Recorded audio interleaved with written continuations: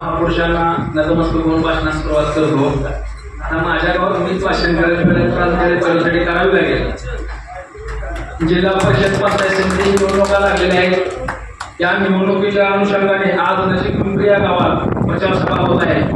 या प्रचार सभेसाठी या मोहोळ तालुक्याचे भाजी विधाते व आमदार राजाभाऊ खरे तसेच ह्या नजीक पिंपरी ग्रामपंचायतचे माजी सरपंच आबासाहेब व त्यांचे सहकारी फुलचंद सरवदे, कृष्णदेवजी, ज्येष्ठ नेते विश्वासाना नोरडे व सर्वच मान्यवर आणि नजीक पिंपरी मधील सर्व वडीलधारी मंडळी व बंधूंनो आणि बाहेर गावावरून आलेले सर्वच ग्रामस्थ, आज जिल्हा परिषद पंचायत समितीच्या निवडणुका लागलेल्या आहेत. त्या अनुषंगाने राष्ट्रवादी काँग्रेस पक्ष शरदचंद्र पवार गट या गटाचे कोकणापूर जिल्हा परिषद गटाचे उमेदवार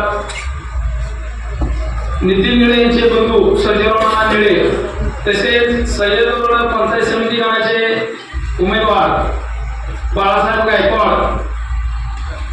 यांना आपण आपल्या गावाच्या वतीने जास्तीत जास्त मताधिक्य द्यायचं आहे. हे ह्याची खात्री करून देण्यासाठी आज आपण त्यांना या सभेच्या माध्यमातून इथं बोलवलेलं आहे.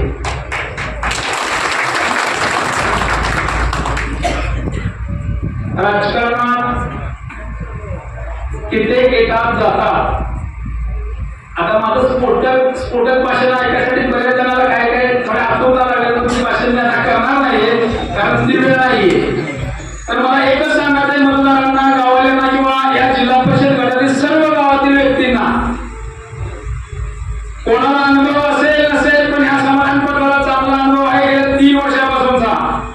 ज्यांनी ह्या समाधान पटलाचा वारंवार वापर करून घेतला, स्वतःच्या पाट्या मलिन झालेल्या स्वच्छ करण्यासाठी समाधान पटलाचा जिथे वापर केला आणि योग्य वेळ आली त्यावेळेला समाधान पटलाचा एक कुठेतरी एक उमेदवार म्हणून या जनतेतून एक आवाज होता. तो आवाज दाबण्यासाठी अगदी शेवटच्या क्षणाला मला माझी उमेदवारी काढली.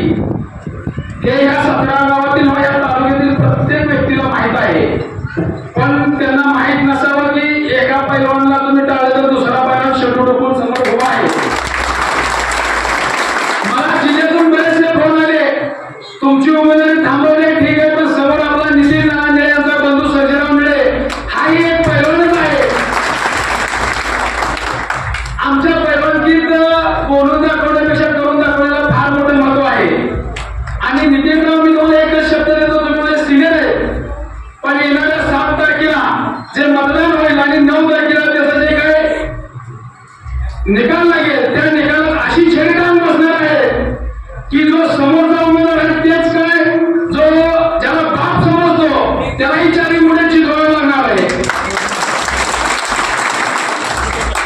अहो, जो सर्जेराव निळे यांनी स्वतःच्या शेतात बैल आणले, स्वतःचं शेत नांगरलंय, स्वतःच्या घरी ट्रॅक्टर चालवलाय, स्वतःच्या मशनी जेसीबी चालवले, अशा माणसालाच जनतेचा विकास करायचा अनुभव आहे.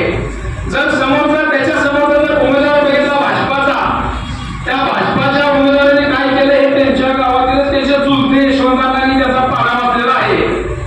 तर अशा उमेदवाराकडून जर काय अपेक्षा करायच्या असतील तर त्या अपेक्षा पूर्ण व्यर्थ जाणार आहेत. तर त्यांनी काय केलंय, जे गावासाठी जो 7.5-8 कोटीचा निधी आणला, त्या निधीतील गावचा विकास किती केला आणि स्वतःचं घर किती भरलं आणि त्याच्या टक्केवाऱ्या कुणाकुणाला दिल्या, हे सर्व चर्चा हे आहे. अहो, त्यांना गावाला आलेला संडास सुद्धा पुरला नाही. ज्यांनी गावाच्या मुद्द्यात सुद्धा खाल्ल्या म्हणजे निधीत आलेल्या का, गावाला 36 लाखाचे शोष खड्डे आले, गावात खाटा दिसत नाही पण बिल मात्र निघले. त्यांना खरं का अण्णा, बरोबर आहे का? त्यामुळे तुम्ही ह्या असल्या पोकळ विश्वासाला बळी न पडता जे आपले शिवसेनेचे उमेदवार आहेत सर्जेराव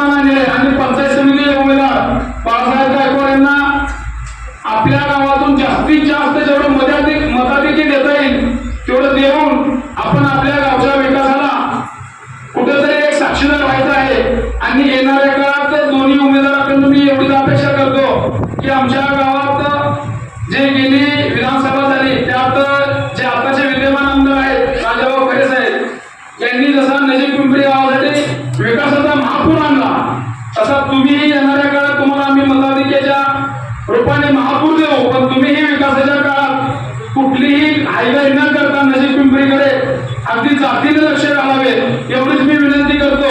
आणि आमदार साहेबांना एक जाता सांगतो की आमदार साहेब तुमच्या माध्यमातून नजीक पिंपरीचा भरपूर विकास झालेला आहे, याही पुढे व्हावा. पण हे गाव आहे पैलवानाचं, तरी तुम्ही तालिमीसाठी जास्तीत जास्त प्रयत्न करून एक निवासी दर्जाची एक तालीम या नजीक पिंपरी गावात उभारावी एवढीच मी अपेक्षा व्यक्त करतो आणि माझे 2 शब्द थांबवतो. जय हिंद, जय महाराष्ट्र. धन्यवाद.